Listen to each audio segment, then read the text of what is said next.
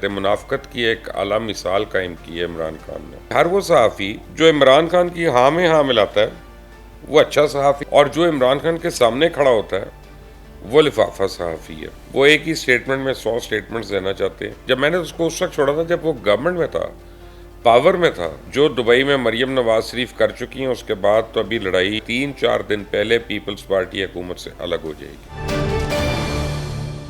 अस्सलामुअलैकुम नाज़रीन, आप देख रहे हैं मुबश्शिर लुकमान यूट्यूब चैनल। मैं हूँ महाविश तो दोस्तों। मुबश्शिर साहब, मैं तो आज बहुत खुश हूँ। खान साहब ने अपनी तकरीर में आपका क्लिप चलाया।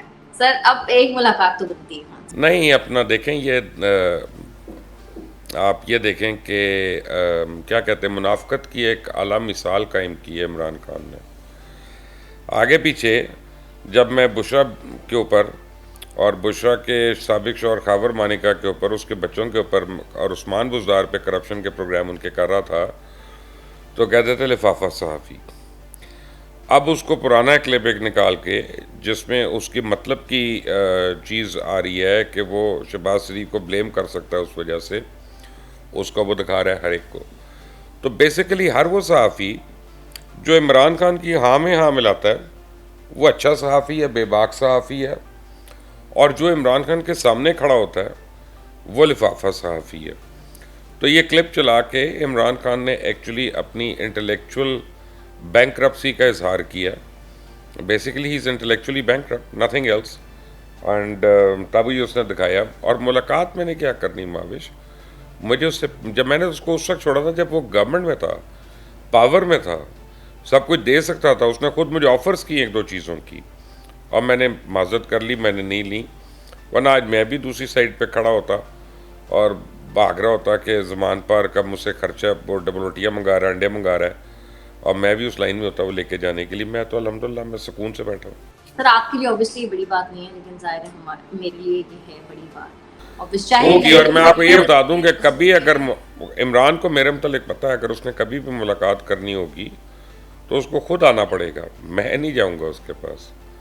पहले भी एक दफ़ा जब हमारा डिसएग्रीमेंट हुआ था तो फिर इमरान खान खुद मेरे घर आया था चल के, और अपने यानी सारे दोस्तों को उसने इसी कमरे में सारों को बाहर निकाल दिया था।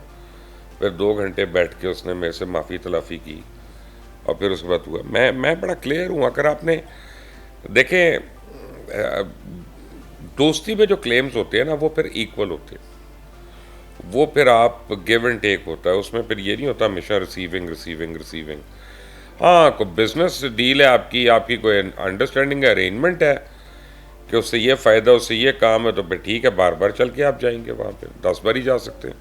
सर, आपने अपने शाम के व्लॉग में एक बात की कि चीफ जस्टिस ने रिटायरमेंट से पहले सरप्राइज़ देना है। लेकिन कुछ खबरें ये भी आ रही हैं कि कुछ जो हम ख्याल ग्रुप है, उन्होंने अपने सरबराह की रिटायरमेंट से पहले ही पिंडी पैगाम भिजवाने शुरू कर दिए हैं कि हमारे पीछे क्यों पड़ते हैं। सर, ये तो खान साहब की आखिरी उम्मीद भी टूटती नज़र नहीं आ रही? खान साहब की तो सारी उम्मीदें भी टूटेंगी, आप फिक्र ना करें। लेकिन असल खबर ये नहीं है। असल खबर ये है कि जो उमर अता बंदयाल ने करना है जाने से पहले, क्योंकि उसने 5 केसेस की जजमेंट दी हुई है, सारों की शॉर्ट जजमेंट है, और जब तक वो लॉन्ग जजमेंट नहीं आती, फुल जजमेंट नहीं आती, ये एक सर पे तलवार लटकी हुई है कि किसी भी चीज़ में वो कुछ भी करके जा सकते हैं। और पैगाम अब हर तरफ से आएंगे जी, हर तरफ से आएंगे, आप फिक्र ना करें। पहले भी आते रहे, अब भी आएंगे। अब उन जजेस को भी प्रॉब्लम हो गई है, उनका एक ख्याल है कि काजी फ़ाइज़ साहब आएंगे तो उनमें से कई जज जो है वो वापस चले जाएंगे अपने अपने प्रीवियस कोर्ट्स में, जो आउट ऑफ टर्न स्पेशली आए हैं सुप्रीम कोर्ट के जजेस बन के। ये ऐसे जिनके खिलाफ सुप्रीम जुडिशल काउंसिल में रेफरेंसेस है, वो रेफरेंसेस शुरू हो जाएंगे, खुल जाएंगे, तो फिर तो प्रॉब्लम होगी। सर, अब वैसे आने वाले डेज में आपको क्या लग रहा है, इलेक्शंस अगर होते हैं, पीपल्स पार्टी या नून लीग में से किसके ज़्यादा चांसेस हैं कि वो मैदान मार सकती है? पहली बात तो ये है कि ये लड़ाई अभी अरूज पे पहुंचनी है दोनों पार्टीज़ की। जो दुबई में मरियम नवाज शरीफ कर चुकी हैं, उसके बाद तो अभी लड़ाई शुरू होनी हुई है। तो क्या किया है उन्होंने? उन्होंने हर वो चीज़ की है जो उनको नहीं करनी चाहिए थी। उनको थोड़ा सा बड़ेपन का सबूत देना चाहिए था, जो कि उन्होंने नहीं दिया। तो इस वक्त पीपल्स पार्टी, अगर आमने सामने ये होते हैं नून लीग और पीपल्स पार्टी, तो People's Party has a better chance of making the government. और उसमें पीपल्स पार्टी ने असूली एक फ़ैसला किया हुआ है कि या तो हमने हुकूमत बनानी है, और बिलावल को वज़ीर आज़म बनाना है, या फिर हमने बिलावल को लीडर ऑफ द अपोजिशन बनाना है। यानी तीसरी चीज़ पे वो कोई उनका वो नहीं है। अब हुकूमत कैसे बना सकते हैं?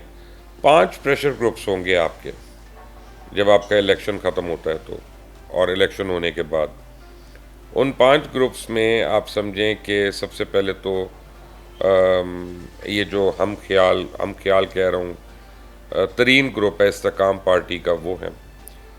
उसके बाद उसमें MQM है, उसमें बाप पार्टी है, परवेज़ खटक और उसके हामी हैं, वो बहुत इम्पोर्टेंट एक ग्रुप होगा 35 एक बंदों का, और ANP है। ये सारे के सारे पांचों प्रेशर ग्रुप्स जो हैं, ये इनकी जो नेचुरल इंक्लिनेशन है वो पीपल्स पार्टी के साथ बड़े कंफर्ट लेवल है उनका, और उनका PMLN के साथ कंफर्ट लेवल नहीं है। और पीपल्स पार्टी लेट से उसके पास अगर 80-90 सीट्स भी होती हैं, 115-120 सीट्स नहीं होती, वो तब भी उस पोजीशन में होगी हुकूमत बनाने के, क्योंकि ये पांचों प्रेशर ग्रुप्स जो हैं अपनी अपनी यानी सीट्स के साथ, और सॉरी पांचवा फजलुर रहमान साहब, मौलाना फजलुर रहमान, उनका ग्रुप भी बड़ा अहम है। ये सारे जो हैं ये उस सूरत में पीपल्स पार्टी की तरफ ज़्यादा इंक्लाइंड होंगे बनिस्बत PMLN। तो जो मरियम नवाज़ का आउटबर्स्ट था दुबई में, ये PMLN को ना सिर्फ से दुबई की मीटिंग कॉस्ट की, बल्कि ये इलेक्शन का रिज़ल्ट भी जो है उनको कॉस्ट कर सकता है पूरे का पूरा।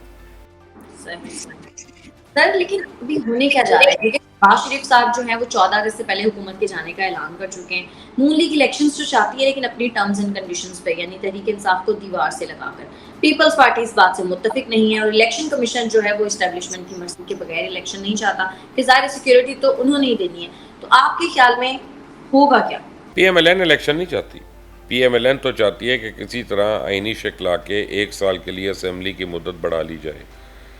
ये पीपल्स पार्टी है जो बज़िद ज़ोर दे रही है कि इलेक्शंस होने चाहिए और वक्त पे होने चाहिए, और पीपल्स पार्टी है जो ये ज़ोर लगा रही है कि तहरीक इंसाफ के ऊपर एज अ पार्टी बैन नहीं होना चाहिए।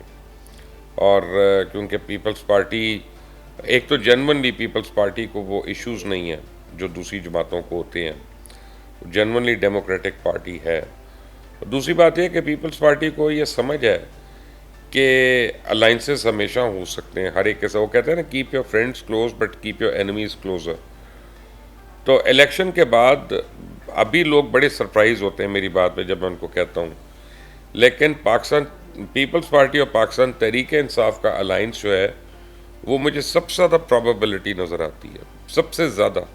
क्योंकि अगर तहरीक इंसाफ के पास 30-40 सीट्स होंगी और वो कम हैं किसी भी किस्म की हुकूमत बनाने के लिए, तो वो ये नहीं चाहेंगे कि नून लीग को हुकूमत मिल जाए। उनकी असल जो लड़ाई है वो नून लीग से पंजाब के अंदर है, और पीपल्स पार्टी का पंजाब में कोई अमल दखल ज़्यादा नहीं होगा। तो PTI के लिए पंजाब लेना जो है वो वापस हुकूमत में आना ज़रूरी है किसी न किसी फॉर्म में। और आप याद रखें कि इवन परवेज़ लाई वगैरह का जो ओरिजिनल टिल्ट है वो पीपल्स पार्टी की तरफ है। दूसरा, राजा रियाज जो हैं वो 35 साथियों के साथ आए हुए हैं, और उनका ये ख्याल है कि जनाब हमें तो उन सारों ने सपोर्ट करनी है, क्योंकि वो तो PDM के लिए टूट के आए थे ना सारे के सारे, जिसमें ये राजा रियाज है, उनके साथ 32 या 35 लोग हैं पार्लियामेंटेरियंस। तो उनके मुकाबले पे कोई कैंडिडेट्स ना खड़े और उनको इजी सेलिंग मिले, तो वो जितने भी लोग जीतेंगे, मैं आपको भी बता रहा हूँ, उनका टिल्ट पीपल्स पार्टी की तरफ होगा। खुद राजा रियाज पहले पीपल्स पार्टी में ही थे, उसी के लोग थे। तो ये जो नंबर्स हैं आगे, कोएलिशन नंबर्स जो हैं, मुझे इस वक्त पीपल्स पार्टी के फेवर में नज़र आ रहे हैं, और मेरा ख्याल है कि वो इसीलिए वो बड़ा ज़ोर लगा रहे हैं कि किसी न किसी तरह इलेक्शंस वक्त पे हो जाएं और टाइम पे हों। उनको किसी दूसरे की पॉपुलैरिटी अफेक्ट नहीं कर रही, वो अपनी सीट्स और अपने प्रिसाइज नंबर्स को कैलकुलेट करके बैठे हुए हैं। सर, खान साहब ने गुज़िश्ता हफ्ते कहा था कि वो इस हफ्ते पीर से जुमे के बीच में गिरफ्तार हो सकते हैं। अब जुमा आने में 2 दिन रह गए हैं, लेकिन अब उन्होंने फॉक्स न्यूज़ को इंटरव्यू में कहा है कि वो अगले हफ्ते गिरफ्तार हो जाएंगे। तो सर, ऐसा कुछ होने जा रहा है? हर हफ्ते से कह रहे हैं, यही कह रहे हैं, किसी हफ्ते तो गिरफ्तार हो नहीं है। तो फिर आप सर जैसे भी सारे यूथिये जो कहेंगे, देखो यार अजीम लीडर्स ने तो पहले ही कह दिया था मैं इस हफ्ते गिरफ्तार हो रहा हूँ, वो पिछले 6 हफ्ते से ये तो कही जा रहा है कि मैं इस हफ्ते हो रहा हूँ, ईद से पहले हो रहा हूँ, ईद के बाद हो रहा हूँ, फलां हो रहा हूँ, ये हो रहा हूँ। तो ये उस टाइप की वो बात है। देखिए, गिरफ़्तार तो उसको होना है, उसको पता है, और ये उसके मुकद्दर में है, और उसको सज़ा भी होनी है, क्योंकि उसके करतूत भी सबके सामने हैं, उनके एविडेंस भी आ चुके हैं। लेकिन किस किस केस में गिरफ़्तार होना है, कब तक होना है, इसका अभी हमें नहीं पता, उसका भी हम वेट कर रहे हैं। सर, जो बात आपने की वो सियासी नजूमी शेख रशीद साहब भी कह रहे हैं। वो कह रहे हैं कि जो 13 पार्टीज का भानुमती का कुंबा है, ये एक दूसरे का पोस्टमार्टम अनकरीब करने जा रहा है और 20 अगस्त से उल्टी गिनती शुरू हो जाएगी, 20 तारीख से, और नवाज शरीफ साहब के 14 तबक रोशन हो जाएंगे और बिलावल के जो अरमान हैं वो बह जाएंगे। सर, वो कहना क्या चाह रहे हैं? शेख रशीद एक कंफ्यूज्ड आदमी है। वो एक ही स्टेटमेंट में 100 स्टेटमेंट्स देना चाहते हैं, और अब इन चीज़ों का वक्त गुजर गया है। ये पीर पगाड़ा के टाइम पे तो ठीक होता था, ओरिजिनल सीनियर पीर पगाड़ा के, अब नहीं। कभी कभी शेख रशीद के शगुफे चल जाते थे, लेकिन अब ये जो इस तरह की गुफ्तगू है उसका चलने का फ़ायदा नहीं। लेकिन मैं आपको उसमें ऐड कर देता हूँ, मैं क्लैरिटी दे देता हूँ कि लड़ाई तो होनी है, और मेरा ये ख्याल है कि असेंबली डिज़ोल्व होने से पहले भी लड़ाई हो सकती है। चले, मैं ये कह रहा हूँ आपको, आज है 12 तारीख है जुलाई की जब हम ये रिकॉर्ड कर रहे हैं, हो सकता है 13 को चले, हो सकता है 12 को, तो मुझे नहीं पता। लेकिन और अगर फ़र्ज़ करें 8 या 10 अगस्त को या 11 अगस्त को असेंबलीज़ ने तहलील होना है, तो मेरा ये ख्याल है कि असेंबली तहलील होने से 3-4 दिन पहले पीपल्स पार्टी हुकूमत से अलग हो जाएगी, और वो उस दिन ऐलान जंग होगा। क्योंकि हर चीज़ को ब्राउनी पॉइंट्स करने हैं ना, स्कोरिंग पॉइंट्स करने हैं ना, तो अगर आप 2 दिन पहले को बैंक दे के, स्टेटमेंट दे के करते हैं, तो आप असेंबली डिज़ोल्व होना वगैरह सारा इनको लाइमलाइट ही नहीं आप लेने देते ना। वो आप खुद पूरी पकड़ के बैठे हुए हैं, और you are going towards elections with that high moral ground kick off. तो मेरा तो ख्याल है कि पीपल्स पार्टी शायद इलेक्शन से पहले अलहदगी इख्तियार कर ले। सर, अफवाहें ये भी हैं कि नवाज शरीफ और इस्टेब्लिशमेंट की लड़ाई हो सकती है, क्योंकि जो इस्टेब्लिशमेंट है वो शहबाज शरीफ साहब से बहुत खुश है और वो नेक्स्ट प्राइम मिनिस्टर भी उन्हीं को देखना चाह रही है। लेकिन नवाज शरीफ साहब बज़िद हैं कि वो फैसला साजों को एक बार फिर प्राइम मिनिस्टर बन के दिखाएंगे। तो फिर इसमें अगर लड़ाई होनी है तो फिर नवाज शरीफ और शहबाज शरीफ की होनी चाहिए ना। इस्टेब्लिशमेंट की क्या लड़ाई हो गई उसमें, उनका क्या कसूर है अगर दोनों भाई एक दूसरे से नहीं बन रही। देखें, नवाज शरीफ के केसेस इतनी जल्दी क्लियर नहीं होने वाले जितना वो समझ रहे हैं। कम से कम 3-4 महीने तो लगने हैं, और उस वक्त तक इलेक्शंस भी हो जाएंगे और वो कंटेस्ट नहीं कर सकेंगे। तो मेरा नहीं ख्याल कि Nawaz Sharif as a prime minister on the cards है अभी, मेरा नहीं ख्याल। लेकिन मैं आपको ये भी बता दूं कि PMLN भी अगर फ़र्ज़ करें जीतती है, तो जो मौजूदा टीम है PMLN की, मियाँ शहबाज शरीफ की, उसमें बड़ी चेंजेस हो जाएंगी। जैसे कल मुझे पता चला, मेरे एक दोस्त ने बताया कि इसहाक डार नहीं होंगे नई टीम में, मरियम औरंगज़ेब नहीं होंगी, अता तारड़ नहीं होंगे, और ये काफ़ी लोग जो अभी आपको नज़र आ रहे हैं। PMLN अगर जीत जाती है तो ये लोग नई टीम का हिस्सा नहीं होंगे। सर, खान साहब ने रात अपने खिताब में अता तारड़ साहब को मिस्टर बेंटोनिक कहकर पुकारा है। वैसे तो आपके सामने दोनों ही एक जैसे हैं, लेकिन सर सियासत में इस तरह के वर्ड्स यूज़ करना, दूसरे को तस्दीक आमेज़ नामों से पुकारना, असल में इमरान यही कहता है ना, जब इमरान खुद करता है तो उसको बड़ा फ़नी लगता है। लेकिन अब मैं कहना शुरू हो जाऊँ कि टेरियन का बाप है ये यतीम बच्ची हो गई, बाप के ज़िंदा होते हुए वो मर गई, या ये घोड़े की शक्ल है इसकी, या ये है, तो कितना बुरा लगेगा, कितने तकलीफ़ होगी। तो आप बेहतर है ना कि आप ज़ातियात पे उतरे ही मत। आप दूसरों को, शक्ल तो अल्लाह बनाता है ना, और रंग तो अल्लाह देता है। तो किसी को अपने गोरे रंग पे या किसी को अपनी लंबे कद पे वो फ़ख्र नहीं होना चाहिए, क्योंकि तो अल्लाह की कुदरत है। फ़ख्र तो इंसान को अपने किरदार पे होना चाहिए, कि जो अगर आप मेहनत से जिसको ढालते हैं, अच्छा करते हैं, बेहतर करते हैं, या अगर आप इंसानियत के लिए कोई कंट्रीब्यूशन आपकी होती है। तो मेरा ख्याल है कि ये इमरान खान का जो कैरेक्टर है या लैक ऑफ कैरेक्टर है वो खुलकर सामने है और आता है नज़र। ठीक है मुबश्शिर साहब, बहुत शुक्रिया आपका आज के प्रोग्राम के लिए। इतना ही, अगर आपको हमारी वीडियो पसंद आती है तो चैनल को करें लाइक, सब्सक्राइब और शेयर, और अपनी कीमती राय से हमें ज़रूर आगाह कीजिएगा। हमें इजाज़त दें।